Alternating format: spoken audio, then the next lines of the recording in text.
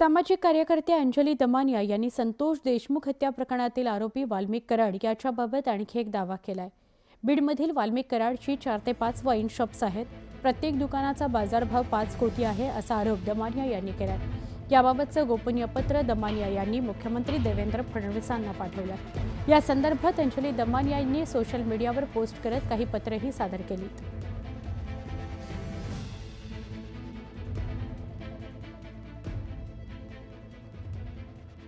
मसाजोग इथला सरपंच संतोष देशमुख हत्यानंतर मराठा विरुद्ध ओबीसी संघर्ष सुरू झालाय आणि त्यातच आता ओबीसी नेते लक्ष्मण हाके यांनी मराठा समाजाच्या विरोधात वंजारी समाजाच्या समर्थनार्थ मराठवाड्यात प्रतिमोर्चे काढू असा थेट इशारा राज्य सरकारला दिलाय।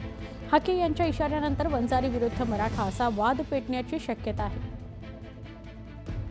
मला वाटतं एखाद्या जातीला जर बदनाम केलं जात असेल, संतोष देशमुखांच्या गुन्हेगारांना शिक्षा झालीच पाहिजे, पण एखाद्या जातीला जर बदनाम केलं जात असेल तर ओबीसी म्हणून आम्ही या जातीच्या संरक्षणासाठी पुढे येत आहोत आणि बहुजन सन्मान यात्रा या मराठवाड्यामध्ये काढायचा आमचा विचार आहे। हे जर लोण असंच राहिलं, असाच जर दहशतवाद पुढे येत असेल तर आम्ही याच्या विरोधामध्ये प्रतिमोर्चे निश्चित काढू। मुंबईतील टोरेस कंपनीच्या कथित आर्थिक घोटाळ्यामुळे महाराष्ट्रात एकच खळबळ उडाली आहे। या कंपनीने गुंतवणुकीवर घसघशीत परतावा देण्याचं आश्वासन देऊन लोकांची कोट्यवधी रुपयांची फसवणूक केल्याचं समोर आलंय। हा कथित घोटाळा समोर आल्यानंतर गुंतवणूकदारांनी या कंपनी विरोधात गुन्हा दाखल केलाय। या स्कॅममध्ये जे आर्टिफिशियल स्टोन हिरे म्हणून दिले गेलेत, वाउचर दिलं ते खोटं होतं। आलिशान दुकानात बोलवून सेमिनार घेऊन लोकांना गंडा घातला, या संदर्भात समोर आलंय। टोरेस कंपनीने अनेकांचे लाखो रुपये घेऊन भारतातनं पळ काढलेला आहे।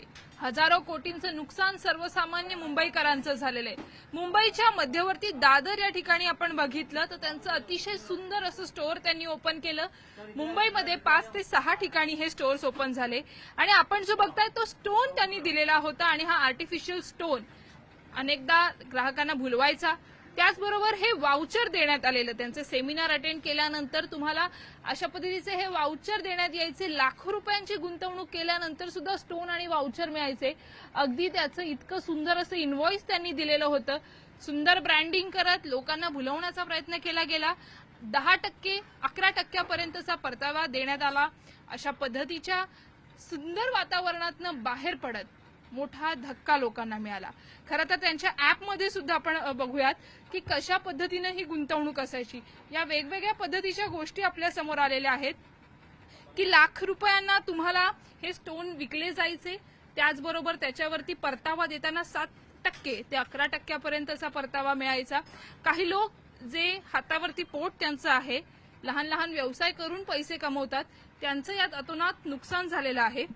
तुम्ही साधारणपणे किती रक्कम गुंतवलेली होती आणि काय होतं हे सगळं त्यांचं चक्र? मैं इसमें 4 लाख इन्वेस्ट किया हूँ।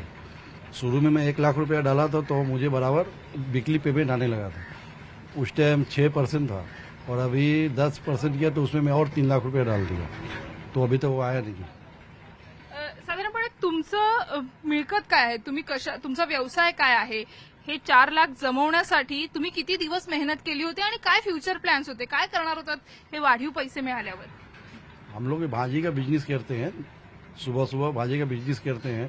हम लोगों ने पैसा कुछ रखे थे कि अगर इन्वेस्ट करो कुछ पैसा जमा हो जाएगा तो धंधा को आगे बढ़ाऊंगा।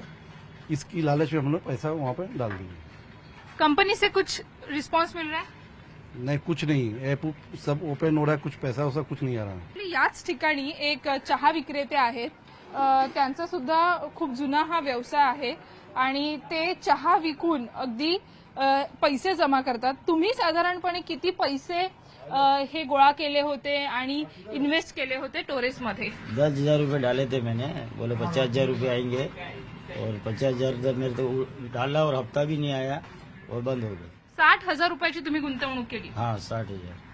साधारणपणे 60,000 कमवण्यासाठी चहाच्या धंद्याला तुम्हाला किती दिवस लागतात? 2 महिने। व्हिडिओ हर्षदसह सुस्मिता भदाणे पाटील, न्यूज 18 लोकमत।